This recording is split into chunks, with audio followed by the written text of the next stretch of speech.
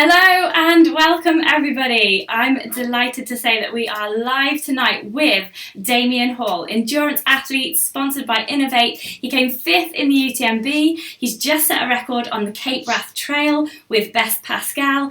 He's a coach to spine race record smasher Jasmin Paris.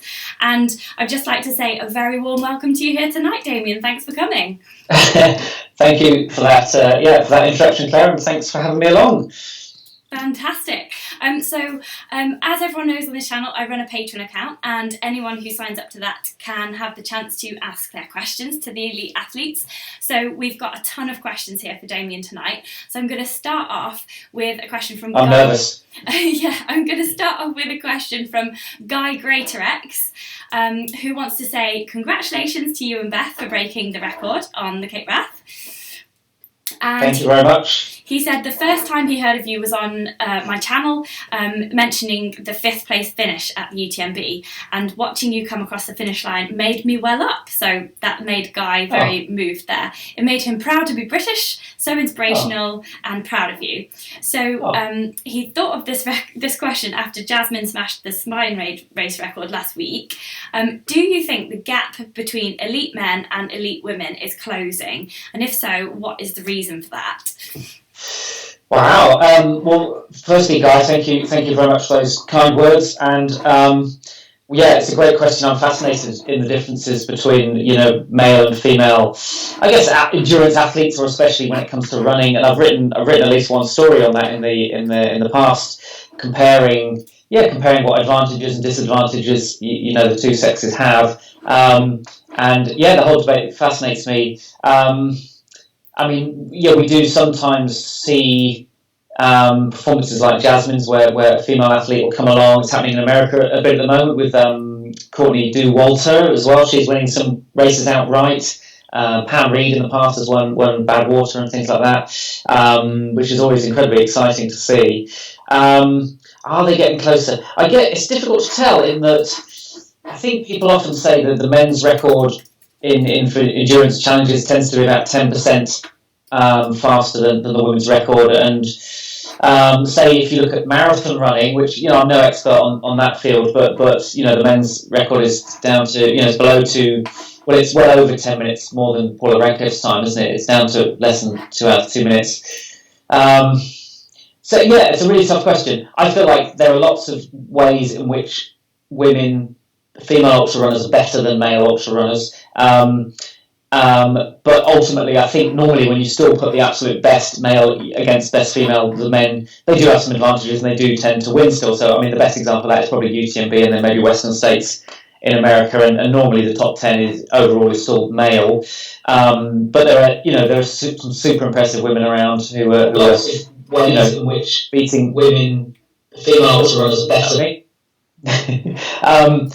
Who are beating men and setting records, and that's incredibly exciting. Are they getting closer? I think what's happening is there are a lot more men in the sport, and the women's field has always been a bit smaller, and I think we're hopefully getting more and more quality female athletes coming to the sport, and therefore I guess it will start to look as if it's closer. Well, it will get a bit closer, I think. So that probably is a bit of a vague answer, but it's a difficult question to be sure of, I suppose. But it definitely excites me to see, especially like Jasmin's performance, which was so exciting to watch. But remember Jasmin on the Bob Graham round. I'm pretty sure she's got the 6th ever fastest time on that. So as well as the overall fastest time on the Charlie Ramsey round. She's a phenomenal athlete all round. Pun not intended. All in all, it's good stuff. Whichever way we take it, whether we think women are catching men up or not, it's still good stuff that they're coming along and setting records. It's great. That's fantastic. That's a really good answer, because that's a really difficult question, isn't it? It is. I thought I was going to start off with some nice easy ones. What's your favourite colour? Yeah. How much how much nut butter do you eat each day, that sort of thing. But the next one's easier. Straight in there. Well, it's because I've already interviewed you about the UTMB. Let's just bring that up onto the screen there for anyone watching. So Damian's training and racing tips for the UTMB is already on my channel. So I told all the patrons to watch that and then ask you some different questions. So that's why it's a little bit more difficult. But seeing as we're on the UTMB, let's just play everyone your UTMB finish. I've got it just here. So this is Damian Hall. In the 2019 edition of the UTMB. Damian Hall from the United Kingdom.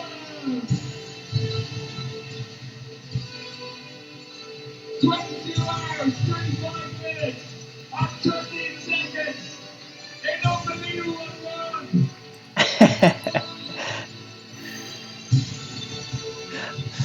Well, I thought, But you could hear that, obviously, Damian. What memories does that bring back in the finish?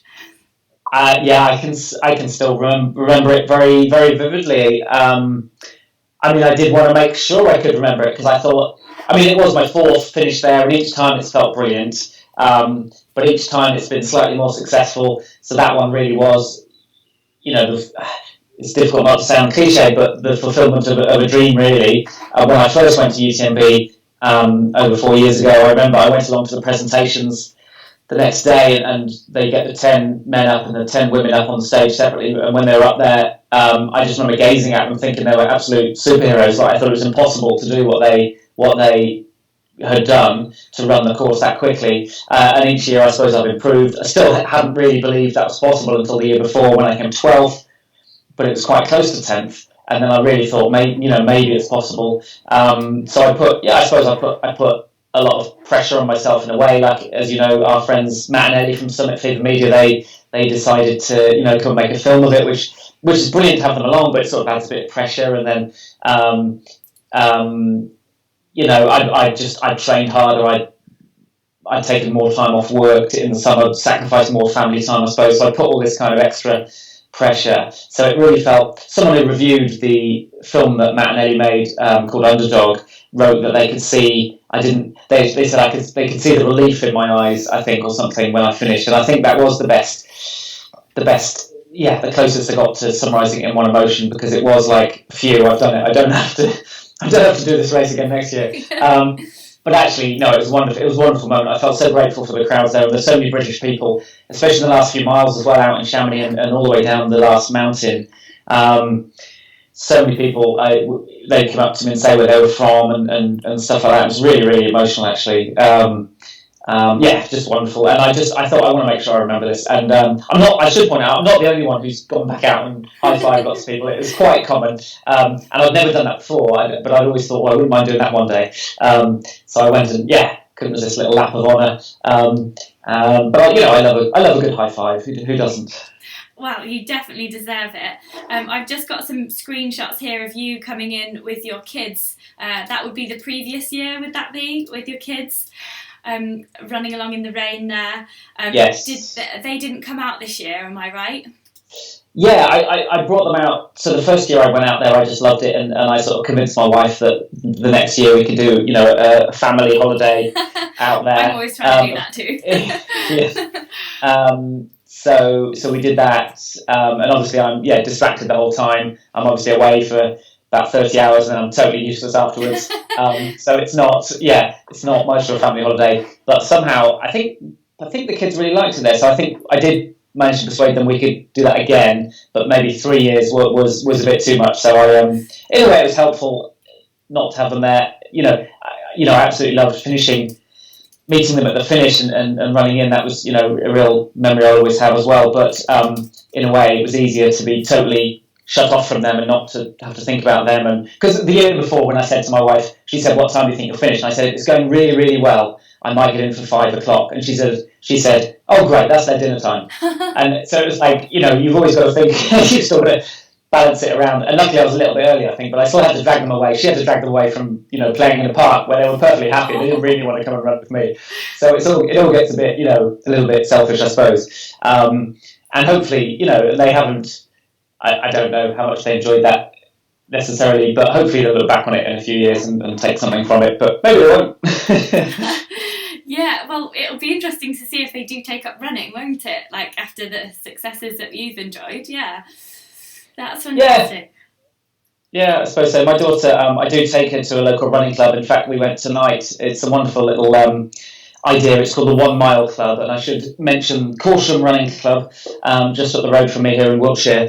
And they do, a special thing for parents and children, and they just try and keep it really fun. So you play tag, or you do little relays, or just different ideas to get kids running. And the kids just absolutely love it. And my daughter, and they get to tick off each time how many miles. So my daughter's done over, I think that was her 53rd mile tonight. So, and they get T-shirts and certificates, and it's just really, really wonderful to get kids inspired to run. I suppose it's great. Oh, that's really awesome. That's brilliant, because I know that you have made some sacrifices to train for the UTMB to get that amazing result. So you did a lot of training, and I'll just show everyone a couple of screen grabs about where you've been training. Oh no, not there. That was a nice place to train. So you've been training the Brecon Beacons, which is where you're from. I'm just showing them one of your Instagram pictures here of the huge swooping Brecon Beacons, and then you crossing a stream in the rain, in the pouring rain.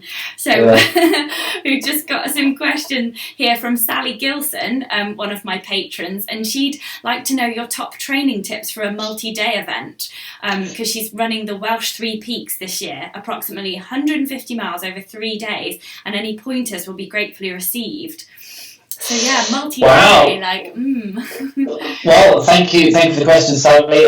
Multi-stage races are they're a different sort of genre altogether, and you've done a few yourself, haven't you? And I've probably done 3 or 4. I wouldn't say I'm a sort of specialist at them, but I think the number one tip is probably to concentrate on recovery each time. And when you get back to camp, it can be easy sometimes to just sort of hang out with people and chat and enjoy it, relax, and that's good. But try and do your recovery basics first. So that might be getting out of wet kit, making sure you have food and drink really, really soon. I think 30 minutes is meant to be the golden window to sort of replace glycogen stores and so on, and get hydrated again. So I would, that first 30 minutes is really important. So I would, get into comfortable clothes if you're into compression wear. I don't run in compression wear, but I do actually rate it for recovery. So I would have some big compression socks, for example, to alleviate my calves a little bit, probably. So, get changed, get fed and watered, get dry and warm first, and then kind of, and tend to your feet if you need to, and then, relax and hang out with people, because you've hopefully got a few hours to do that. Do those basics first, and hopefully that means, you're better equipped the next day. And I suppose there's a temptation. A lot of these races, I mean, she's doing 50 miles each day? It says approximately 150 miles over 3 days. So that's okay, some way, isn't it? Actually. And Welsh, and so it's going to be like this. Yeah, that's tough. I was going to say some multi-stages are, they're surprisingly fast races, and you don't necessarily have to, don't carry more than you need to in a way. But actually, she's going to be out for quite a while there. So take everything you need. And I suppose, I think that would be my number one tip. Just try and look after yourself and recover well. And you want to. What I've done before is not necessarily taken stuff to sleep comfortably enough. So sleep is, it's huge. So, take a bigger mat, borrow one from someone if your sleeping mat isn't that good. I imagine they wouldn't have to carry that sleeping mat. So you can take a big luxurious one, a sleeping bag that will be warm enough so that you can really sleep well, and that's going to help recovery. Fantastic. That's really good advice. And there's 52 people now watching this live, and there'll be thousands that watch it later. So this is really, really good advice. So we've got people from all over the place. We've got a couple of patrons checking in from America, Conrad from Michigan, John Gardner from over the pond as well, Guy Greatorex from up north. So we've got Andy Shapland, we've got loads of people all signing in, and lots of questions coming up on the live chat as well. But I'm going to go through the Patreon ones first, and then see if we have any more time for the live ones. So just some more questions about your training, actually, because I haven't got a photograph of this, but you've done some sessions with Shane Benzie, the technique coach. So Baz Green would like to know your tips for runners looking to improve form and efficiency. So he's wondering if we would all benefit from a pro coach taking a look and offering individualised training advice, or are there some general things that everybody can do you think? Well, I think, my number one bit of advice would be to go and see Shane Benzie. He's a really good, teacher. He really listens to people, and he's very approachable and explains things in a really simple way. And I thought I ran perfectly and didn't need any help. But I was actually sent on a magazine assignment to meet him, and I was doing absolutely everything wrong. I was overstriding, I had lazy arms, I was, bending at the waist, head lolled forward, heel striking. I was doing absolutely everything wrong. There's a few, I don't want to Shane's such a good teacher and I'm not an expert on it, but I mean, one of the key things people can do is to simply try and run tall, think of yourself tall as you run, and a lot of good things should come from that. Yes, sit up straight as well. A lot of good things should. I mean, that is another of Shane's really good tips, actually. He says, and this definitely applies to me, if you're slouching at your desk all day or whatever you're doing isn't with good posture, when you go running, you're not instantly going to, adopt great form, because your body is used to slouching or whatever it is. You're not going to snap into great form. You need to be thinking that all day, all the time. But yeah, Shane, he doesn't obsess over, forefoot striking. I think he recommends normally just a midfoot landing. It's not something to obsess about, but that, try and run tall, and be upright. And a lot of good things can come from that. Obviously, when you meet him, there's a lot more to it, and he can analyse someone individually and see what your quirks are. I sent one of my coaching clients to him recently, and there was a real, he's simply running really well, but Shane identified quite an imbalance in the way his feet struck the floor. One was kind of breaking. There was an imbalance there, so that's something, that was exciting, because it meant even though he's running well, we can improve him even more. So I send a lot of my clients to Shane for a one-off or several consultations. But if I can, while I remember it, if you don't mind me plugging, me and him are doing 2 courses this year.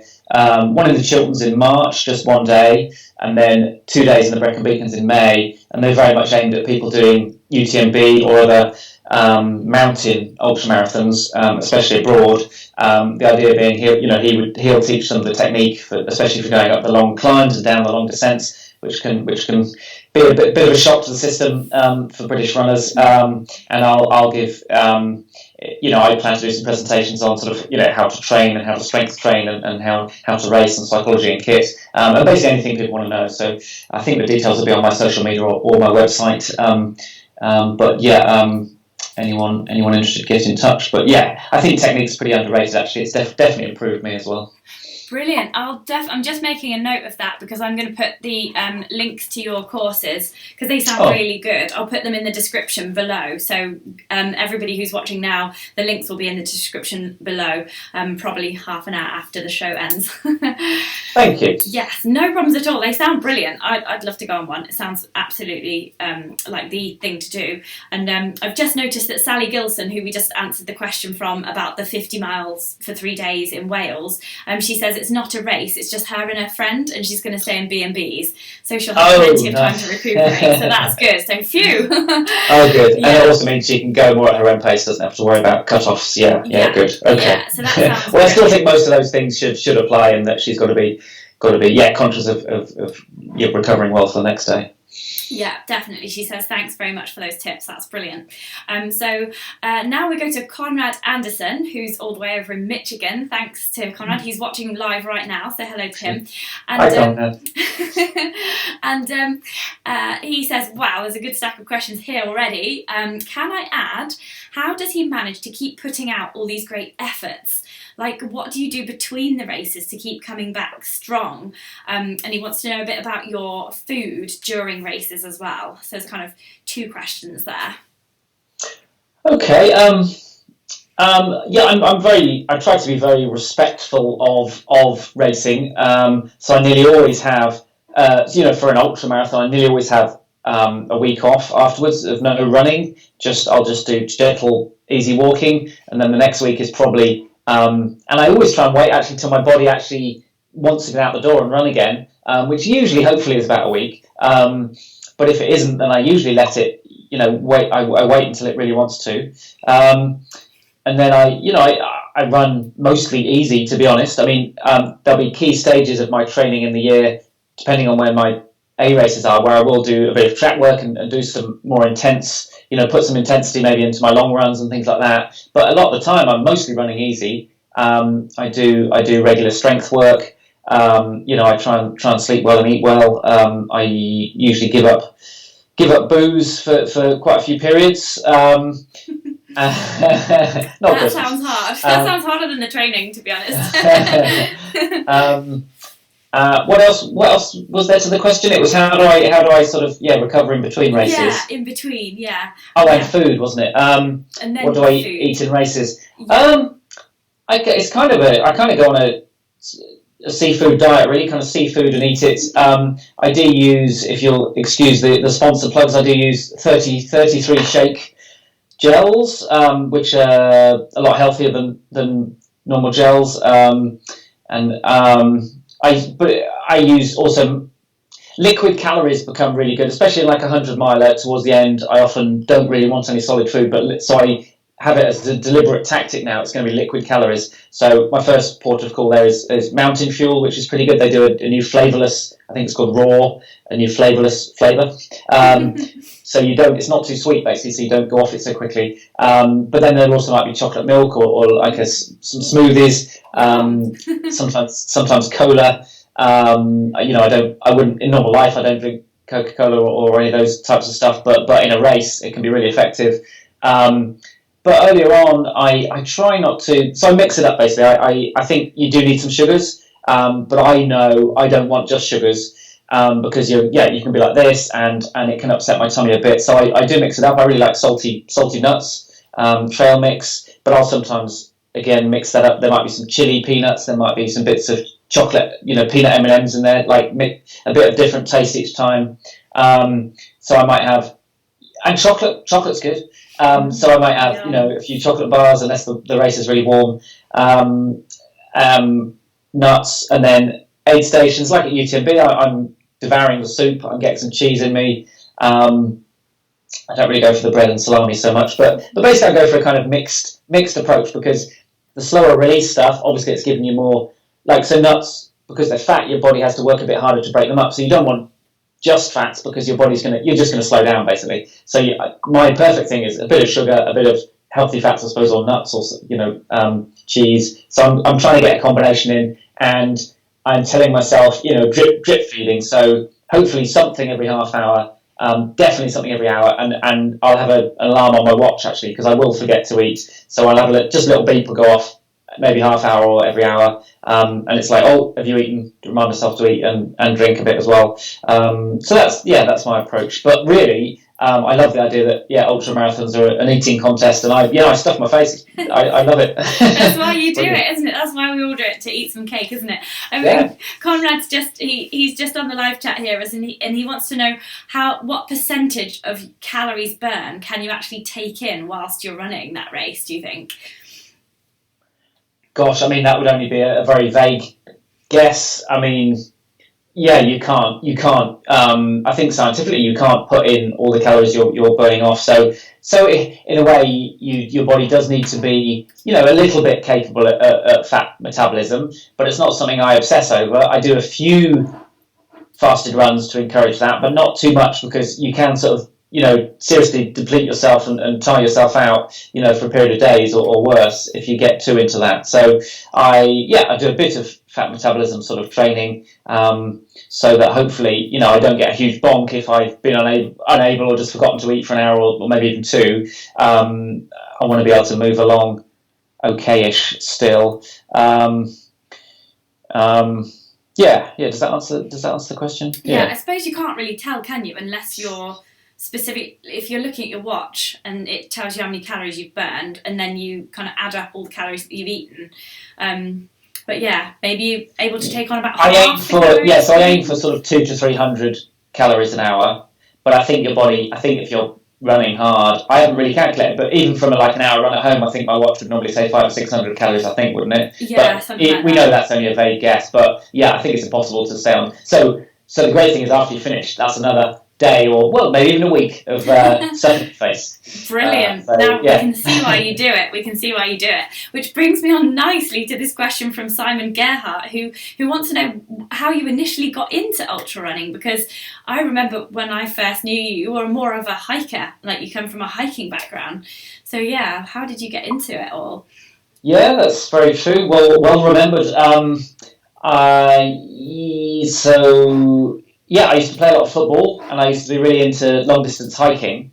And I just hadn't heard of this sport, really. But in 2011, I signed up for my first half marathon, almost on a whim. I just felt a bit unfit, and I thought that'd be fun. I lived in Bath, where they have a really big half marathon there, which is really popular. And so I did it and absolutely loved it, even though it was a road race. And I thought, I've got to do more of this. So I was signed up. The next year, I was doing my first marathon. The Brighton Marathon, which I did dressed as a toilet. Wonderful. Because I was. As you do. That's right. That's what everyone does, yeah. Yeah. So I was raising money for WaterAid, and yeah, I was pestering a new magazine that you'll remember as well called Outdoor Fitness. That had just started, and I knew the editor, and I pestered him, and I was saying, let me write about my running experience. Running dressed as a toilet and people shouting, "You look a bit flushed, mate." Very funny.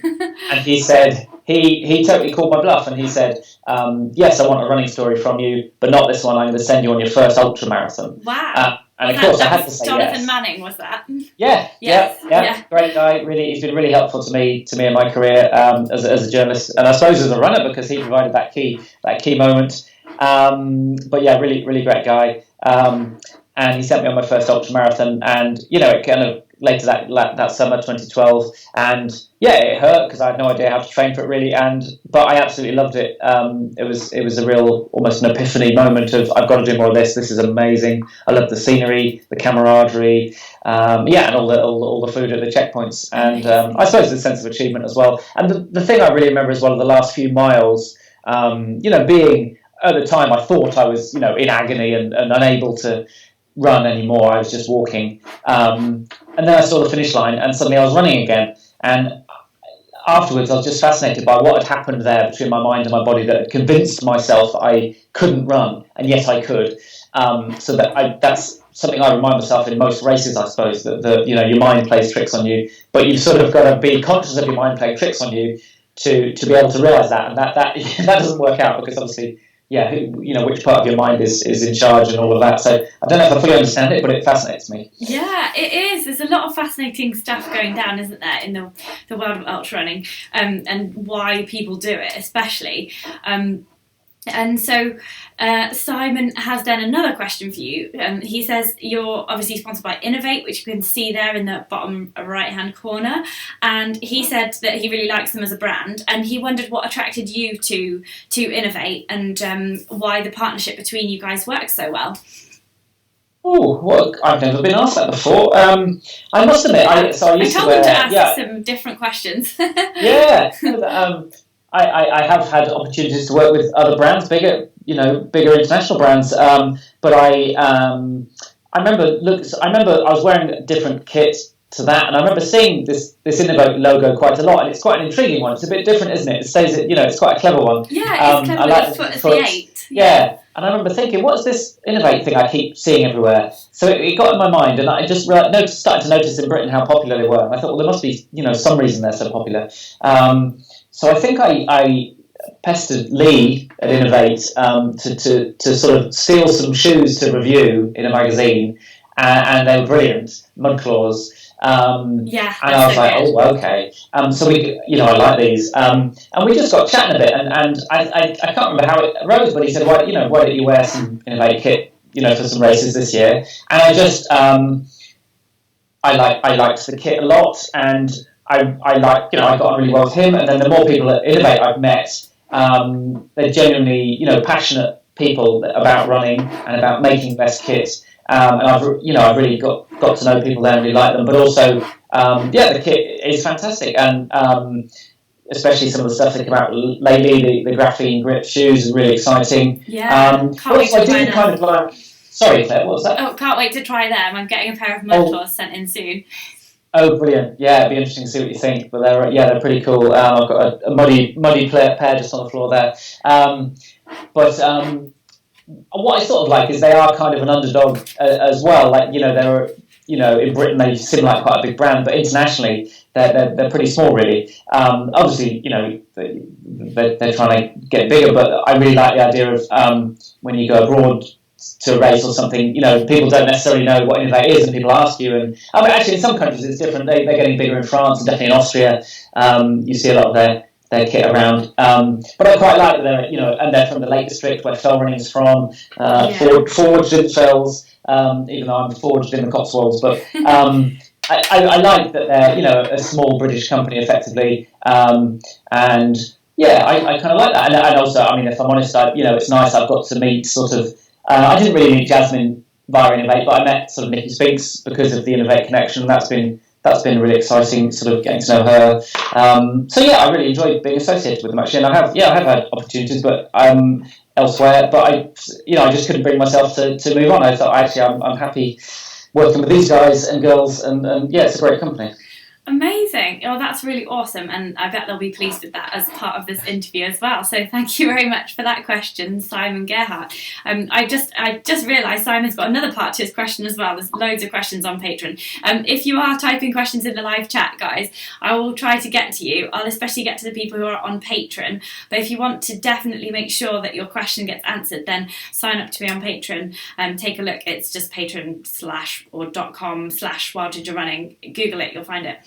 So Simon says he's going to run his first ultra 40 miles along the Ridgeway in May, and then a 24-hour event in June. And so he's looking for some advice because he, for an older runner stepping up for the first time from marathon to those longer distances. So have you got any advice for older runners stepping up from marathon to ultra?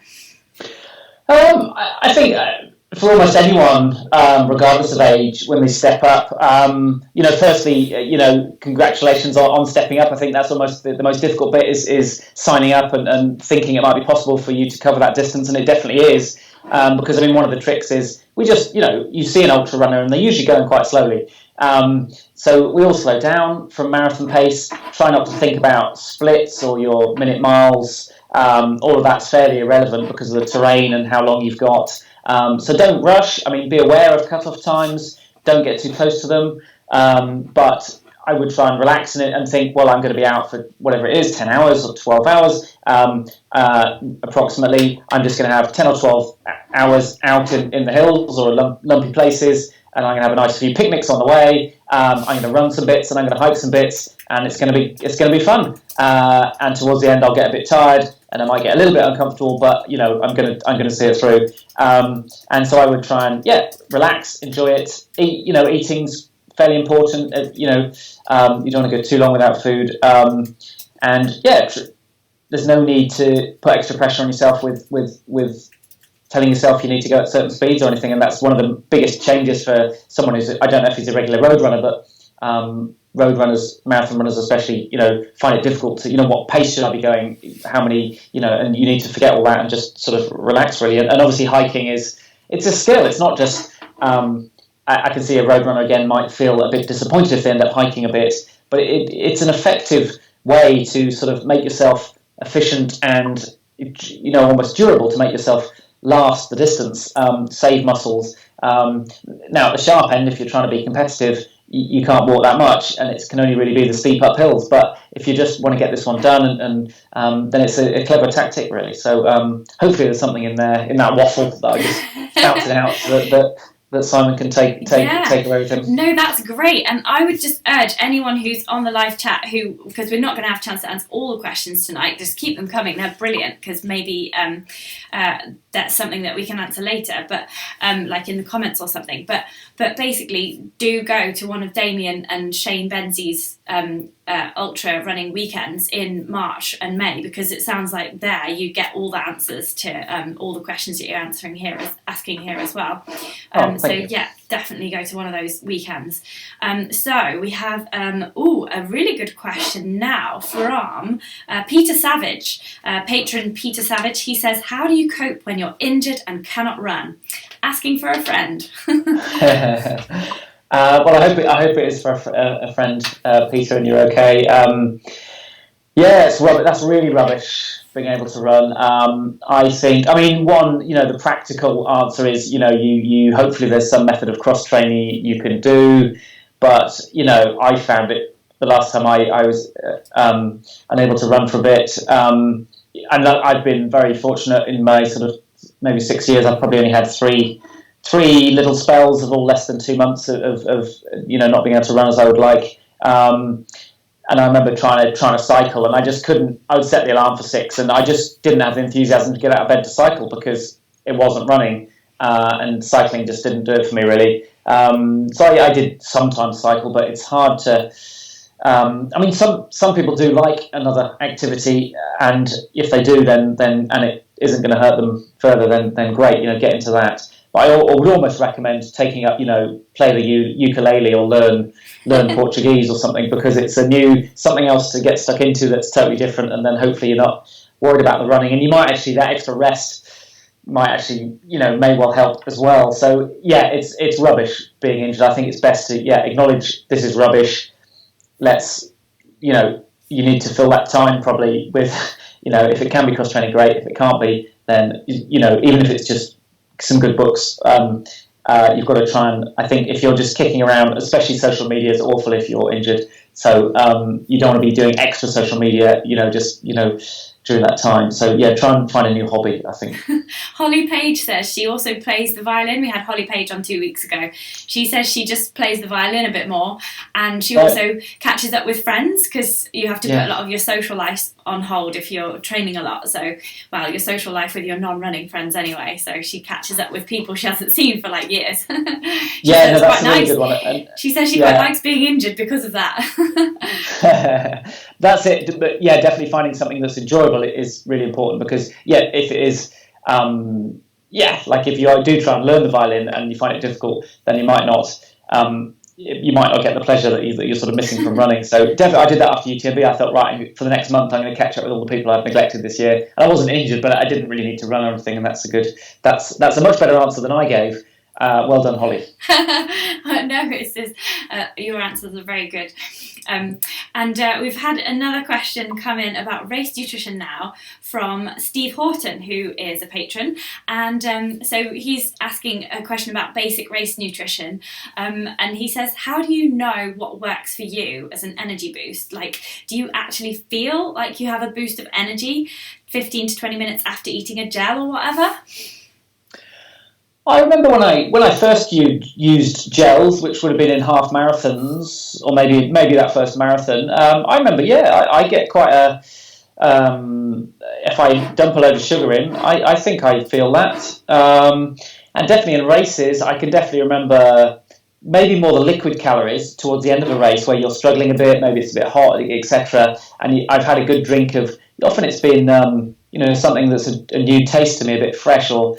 I even sometimes have, salted orange squash or something. I can feel like that's given me that might be the hydration as well. But I've definitely felt I've got a lift from things. But the thing you've got to look out for is that 20 minutes later, it might come crashing down again. So you've got to be aware of that and either, remember to take something else or take something else that's going to have a longer lasting release. And I suppose what works for you, it does come down to experimentation.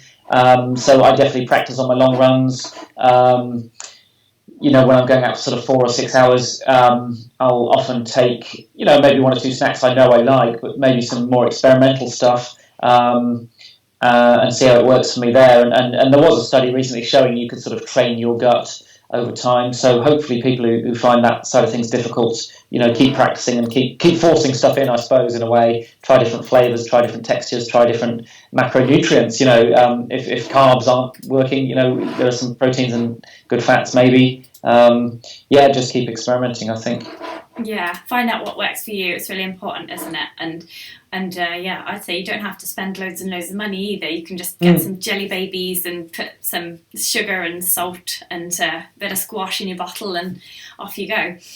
Yeah, definitely. Yeah, fantastic. Well, that's there's loads of questions still. There's 60 people watching now, and there's a question here from John Gardner, who says, do you feel pressure to perform before big races, and if so, how do you manage to relax? Well, I never used to. I suppose when I didn't have many good results, I did, and I still have hardly actually ever won a race. But before UTMB last year, I did feel some pressure, but I knew it was almost all self-generated. Like I had done a story in trail running about how I was going to train for UTMB and how I was determined to get in the top 10. And people came up to me in Chamonix. One person, I was in the Lake District, and one person had the magazine and showed me the and then people, which was lovely, but it adds that sense of people expecting you to be top 10. And then people in Chamonix, quite a few came up to me and sort of said, oh, good luck for top 10, top 10, top 10. And this phrase, top 10, started to quite annoy me, actually. Not that I don't want that to sound ungrateful, but in my head it was like, oh, I wish I hadn't said anything about it. Then I could just relax and do my own race. And I did feel some pressure this time. I wasn't looking forward to it as much. What I tried to do is embrace the things that I knew were on my side. So that was, the weather forecast was perfect. It was going to be quite British weather. It can be quite hot there, but it was going to be drizzly and foggy, and I think it was about 0 in the night for a bit. I knew that was coming, and I thought, that suits me, that's great. So I really concentrated on that. Also, I did find some time to, not long before the race in the afternoon, I'd never watched Chariots of Fire, so I gave myself time off to make sure I lay down actually and watched that. It wasn't necessarily about what film I watched, it was more just watching a film and not faffing with my kit or worrying or going on social media, and just giving myself some time, even though I was watching something like running. It was escaping into this other world, and that made me quite relaxed. So I've only really felt pressure on that last race, really, to be honest. And I just reminded myself, those things, and that it was all, it's exciting to have some pressure, because a few years ago, there was no pressure, and so it's exciting to have it. It means, things are going my way if there's some expectation or something. So you've got to spin it around, really, I think. Yeah, it's really good. It's amazing. Like I was just saying to you earlier before we started the live chat, I've seen you go from like a kind of not beginner runner really, but I've seen you go from third in the spine race to really smashing it up on an international stage, and it's just absolutely fantastic to watch. So I'm like, little Damian, he's doing so well. It's really cool. I love it, and I love the fact that I know you as well. I know him. It's great. For those of you who don't know, I used to employ Damian to write the news section and various other features for me on Trail Running magazine. So this is why I'm being patronising towards him now. Thanks, Damian. Thank you for the work. And I still do those. Yes, you still do work for them. And I don't know if anyone else knows, but Damian's actually a really good writer. So if you want to see examples of his writing, just take a look at Trail Running magazine. It's an absolutely brilliant magazine as well, full of Damian's charm and wit. So he's getting all embarrassed now talking about himself. So we're going to bring in a couple of other people now. So you did the Cape Wrath Trail record. You just broke that with Beth Pascal. So I'm going to have her on the show in a couple of weeks' time. So we won't talk about that too much because we don't want to steal her thunder, because we'll talk to her about the Cape Wrath Trail. But you also, I didn't know this, but you are Jasmin Paris's coach. And for anyone who was living in a cave last week, Jasmin Paris smashed up the spine race record, and she came first overall, just continuing in the women beating men over long distances theme at the moment. So Guy Greatrex has a question about this, and he says, are you surprised at the amount of coverage that Jasmin got this past week after the race? And he's saying it must be good exposure for the sport. I think Yeah, it was a little bit. It was really exciting, wasn't it? I'm sure you were following it a bit like me, and that I expected the more immediate British sort of ultra and trail running community to be excited about it, and that was definitely happening. And then suddenly it seemed to, well, very quickly it was more than that. I had someone from the BBC before the race had finished. I had someone from Radio 5 on the phone to me, and that's when I realised maybe there was a bigger story. And then. Yeah, of course, Chelsea Clinton retweeted a Guardian story. Yeah, she retweeted it. Yes, and so that really showed it had gone international. And yeah, she's been in The Sun, the Mail, all the sort of publications, how do you put this? That you wouldn't expect. Yeah. But maybe, certainly, not publications I buy, let's say, but also publications who aren't normally, The Guardian is quite good at covering running and trail running and ultra running compared to a lot of other papers, and the Independent is quite good as well, or the iPaper, or whatever it's called now. So they were covering it. In fact, the Guardian has done 3, if not 4 stories. I think. I'm just trying to find a picture of it. I can't. Maybe it's down the bottom here. No, that's that. Oh no, where's it gone? I'm trying to find a picture of Jasmin Paris. Oh, keep talking. I haven't been surprised how big it's gone. She's had, I'm possibly saying more than I should say, but she's had interest, not just from media. It's been, I think book ideas, film ideas, it's gone pretty crazy. I mean, she's not somebody who's going to get carried away with it, and she's very much keeping her feet on the floor, and I don't think she's wise enough to, pick and choose opportunities. And people, they want her to come and talk at festivals, and I think lots of podcasts want her, of course. You're probably trying to get hold of her, I don't know, but yeah, I know. The bad thing was, I thought, I'll give her some space because she needs to relax. So I texted her on Friday morning and said, "Oh, do you want to come on the show on Wednesday? I'll boot Damian off." Rightly so. And she was so polite. She just messaged me back and said, "Oh, I'm really sorry, I'm not doing any more at the moment because I've just got to do my thesis now." And I was like, "Oh, damn it, I was being nice and giving you some space." And all those big media companies barged on in there. Like, she was on the BBC breakfast show at like 8:30 in the morning after the spine race, and I was like, wow, who has the balls to pick up the phone and go, wake up, we need you on the telly? Like, I was like, isn't that a bit too much? But yeah, I was very impressed with the fact that you are her coach. She says in her tweet, she said, "Huge thank you to everyone for the kind words. Been an incredible week. Big credit to Ultra Damo for coaching me back to form, and Team Innovate for the support, and the wonderful family that made it possible." So yeah, I didn't realise you were her coach. So what kind of advice were you giving her? Well, I must say, I'm not for a minute trying to claim any credit for what she's achieved, because she's already an incredible athlete, and as you well know, already had the record for the Charlie Ramsey round and the women's record on the other 2 main rounds. And I met her at the Dragon's Back race in 2015, where she came second overall. Only Jim Mann beat her, who's a phenomenal runner himself. So I already knew, as a lot of us did, that she's an incredible runner. So I think she just found it harder training with, in the winter when she's being woken a couple of times in the night by her daughter for feeding. She was finding motivation hard. I don't know if I think she signed up for the spine race almost to stay motivated in the summer, in the winter, and then she approached me afterwards. I think it was that way around. Yeah, I read that she was kind of struggling with motivation after having the baby, and she just thought, right, this will get me going. Yeah, and then so I was really thrilled by that opportunity, and I thought, wow, this could be really exciting, and. Yeah, I can't give away too many secrets, but what we seem to work. But I mean, she's not someone who needs a lot of coaching. Let's be honest, it's not like I transformed her. She was already amazing. But I'm afraid I've got a really embarrassing problem. I've just had a low battery warning. Oh, no. I'm going to dash upstairs and get my lead. Yeah. But unfortunately, that is going to leave you with about 20 to 30 seconds of empty screen and dead, That's okay. dead space. No worries. We've got sorry. a couple more questions if you've got time, just for the last Oh, no, I 5 have, minutes. but if I don't get the lead, it might die any second. Yeah, no problems. And then I can chat for as long as you want. But, yeah, no worries. I'll tell everybody about the competition that we're running perfect. at the end of the month. I am sorry. Back in 1 second. Okay, I'm going to go to full screen. Let me know when you're back. Okay, so we're just brief interlude there whilst Damian goes off to get his battery.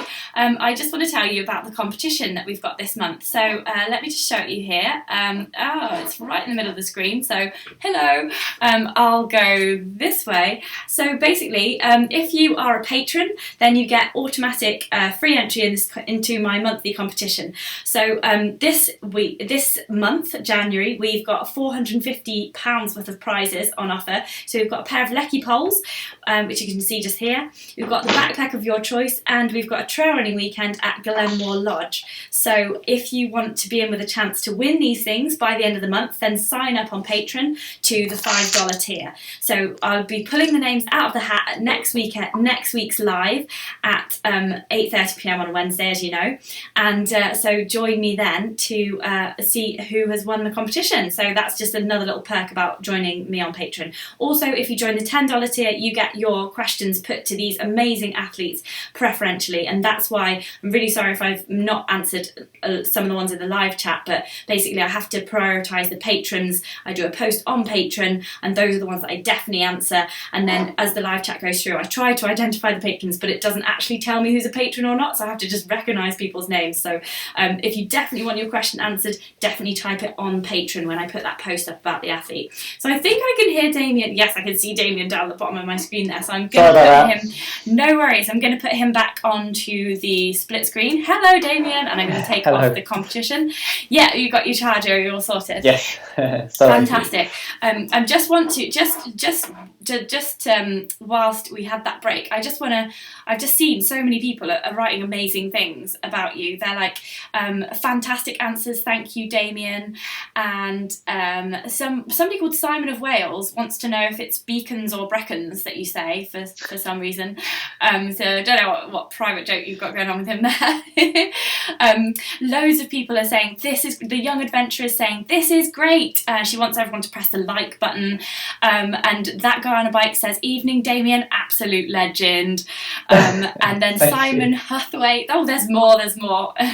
He's going to be under the table with redness in a minute. Simon Hathaway says Damian is a total hero. He wants to watch Underdog. It's not on the Summit Fever website anymore. Do you know when it's going to come back? Is there any news on when it's going to come back at all? Yes and no. So there is a small issue with the film at the moment, but it should be. We expect it to be resolved soon. I will definitely, put that on social media, and I'm sure they will, and I could make sure you know as well. Hopefully, in a few short weeks, it should be resolved. Sorry for the delay. Yeah, no worries. I'm sure I'll put that out on social media too. Okay, I just noticed a question from Andy Shapland. If you could answer it kind of in a nutshell. Are you going to do personally any of the classic British rounds? Like, I know you've done the Bob Graham, but have you done any of the other ones? Yeah, so I have done a Bob Graham and a Charlie Ramsey, but I didn't do them as sort of fast attempts. It was just me and my good friend Charlie Sprosen.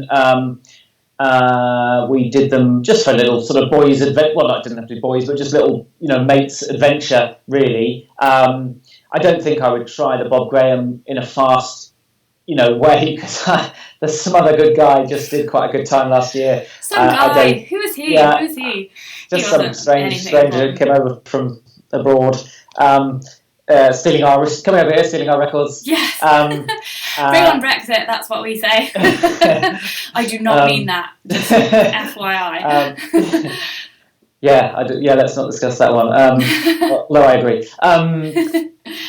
The Charlie Ramsey, I did a slow one, and it's absolutely stunning. Like, it's a lot more remote, and it's just bigger climbs and more technical. It's beautiful up there.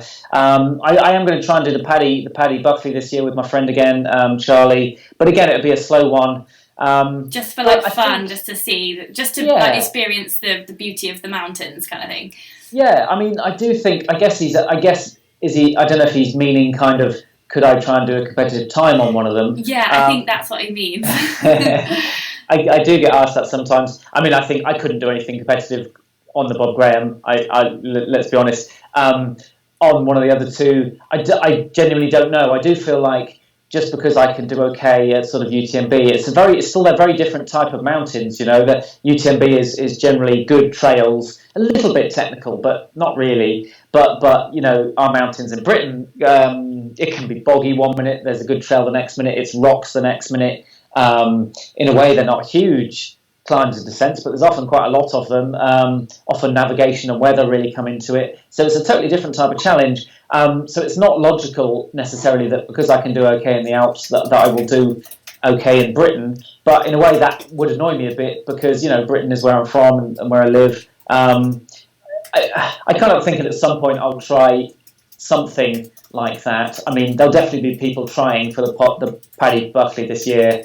I'm already aware of a couple of sort of exciting attempts, as you can imagine. But yeah, I enjoy them at the moment. I don't have aspirations to go for a fast time on them because I don't think I would have to go up there and train properly and become a fell runner pretty much. And maybe I will at some point, but at the moment, not in the immediate future, I suppose was the quick answer. Sorry for all the waffle. No, it's brilliant. People are loving this. I wanted to read out some more things to you because Run Simon Run is saying fantastic answers. Thank you, Damian. We've gone up to 62 people watching live now, so this is nearly a record. I honestly thought it would just be my mum tuning in. Yeah, no, and it's not everyone can tune in right now, so a lot of people will be watching later as well. I bet this goes up to over 1,000 by the end of the week for sure. Yes, we do have, just if you've got time for a final question from John Gardner. He wants to know, are you keen to run the Western States in the US? Because he says, your sense of humour would make you popular with US ultra fans, and you tend to run patient races. But he says also it's difficult to gain entry, obviously, to the Western States. So he's wondering if you're A, keen to run it, and B, how would you do in the heat? And Guy Greater-X also wants to know about your racing in the US and like whether you've got any planned like bad water or anything like that. So yeah, US and races. Yeah, I definitely felt like I needed to replace UTMB with a big race or project that would excite me to help me forget about UTMB for a bit and move on to something else. And my initial idea was I love hundreds, so it was kind of Hard Rock and Western States. They're the two big ones in America. Hard Rock excites me more in a way because of the terrain. It's proper mountains, but it's even harder to get into. So I do go into the ballot. I've been in the ballot 3 or 4 years, like nearly every runner in the world or ultra runner. So I'll keep going into the ballot, and one day hopefully I'll get a go. With Western States, there's a slight more of a chance. So I've been in the ballot a few times, haven't been lucky yet. I did apply for the Ultra Trail World Tour, but I wasn't picked. I think simply my ITRA score is not high enough yet, so I just need to run better and faster. But what I'm doing is, in April, I'm going over to do a race called the Canyons 100K, which, if I can come in the top 2, I get a golden ticket entry. So like is it Willy Wonka and the Charlie and the Chocolate Factory? Charlie and the Wonka Factory. Well, Charlie, the Wonka Factory. So yeah, if I can do well in that race, if I can finish in the top 2, I will be able to do Western States this year. But it's quite a big ask. Like he hints, even in April, I imagine it could be a bit warm. And it's a lot faster style of running than I'm used to, really. I do like the lumpy races where basically you get nice walking breaks. So I'm kind of a lazy runner. I don't really like running for too long. So it's quite a different style of running for me. So I really don't know if I will do well. But I'm going to gamble, and because of my age, you know, I might not be as fast next year or the year after. So I feel like it's worth a go this year. So it's a financial risk as well, you know, going over there. But I'm going to give it a go. So I'm doing this race late in April, and if it goes well, then yeah, maybe I'll be at Western States. And yeah, I don't love the heat, but I would heat train properly and do everything I could to do okay there. And I just be so excited to be part of that race because I've read so much about it, seen so many films, and it's just such an exciting race. Yeah, it's iconic, isn't it? Oh, well, it's really exciting. But you are signed up. I've seen on Twitter this morning that you've just said you are signing up for something quite exciting at the same time as the UTMB, a different race. Yeah, the UTMR. So it's a week later, I think, and it's the Ultra Tour de Monte Rosa just around the corner, and it's Lizzie Hawker's race, the amazing British runner who won UTMB for about 5 times. I've been a huge fan of hers. She's a really big inspiration, and this race has been going 3 or 4 years, and it's very similar. It's 105 miles. It's up and down mountains. Up and down the Alps, but it's over the just over the hill, but it's a lot lower profile and a lot more intimate feel. And I know at least 3 people, including Nikki Spinks, who have done it and really rave about it. There's actually more climb to it. It's more technical. It's more spectacular from what I've seen. So I think, that's so whether I'm doing Western States or not in September, I'll do a really big mountain 100, which I'm really excited about. We'll see how that goes. Fantastic. It sounds like a really exciting 2019 for you. John Gardner, who just asked you the question about the Western States, he says, stay with the balloting, Damian, so that your ticket is in the lottery and it builds up. And he wants you to know that he wishes you the best of luck at the Canyons as well. Thank you. So that's from John Gardner there. So it's coming up we've just been chatting for an hour now, Damian. So I think I'm going to have to let you go because obviously you're a dad and you've got 2 kids. You don't want to wake them up. But yeah, was there anything else that you wanted to say to everybody on the live chat about ultra running? Anything else you wanted to plug? Here's your opportunity. I can't think of anything off the top of my head. You've been very kind in mentioning my courses with Shane and Innovate, and people have been very kind with questions. Thank you very much for having me on, and I suppose it's really made me. I love this sport. If sport doesn't feel the right word because it feels like much more than a sport to me and probably most people listening. But it's just a wonderful community to be a part of, and thank you for all the kindness that people show me at in person at races and on social media as well. It is greatly appreciated. Thank you very much, and best of luck to everyone else in their years as well. I hope to see you at some races and enjoy your runs. Fantastic. Well, that's brilliant. And loads of chats popping up now as we're ending, and it's people are saying good luck for the coming race, Damian. That's a funny name. Azatina Aziz says good luck with the 2019 races. Gordon Saxby says thanks, Damian Claire. It's been a great chat. Max Foxweller saying very down to earth guy. So yeah, everybody loves you, Damian. That's fantastic. If only they knew. Yeah. Well, it's been absolute pleasure to chat to you tonight, Damian. And just want to say thank you to all the patrons who sent in questions. And if we're going to do every fortnight, we've got an athlete like Damian coming on. We've got Beth Pascal joining us soon. We've got Ian Keith from the Spine Race joining us soon.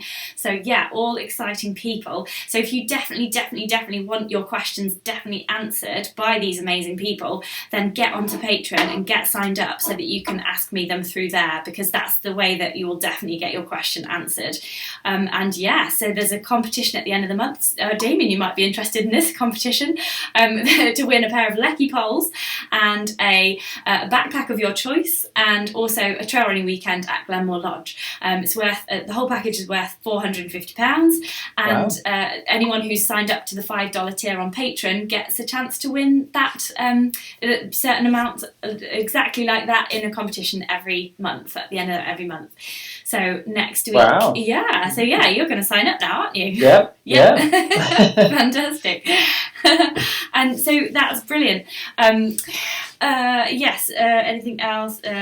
So next week I'm going to be talking about the Cape Wrath Ultra. So I'm going to be talking about basically I had to quit halfway through, so I'm going to be telling you a bit about my story, a bit about what maybe not to do on an ultra, and hopefully everybody will enjoy that. I might talk a bit about the kit as well that I used. So that's coming up next Wednesday, so I'm sure Damian will be joining us on the watching there Definitely. As well. But yeah, that's been fab. John Gardner says, great interview. You two being journalism colleagues has shown through. Well, we are best of buddies in journalism, aren't we?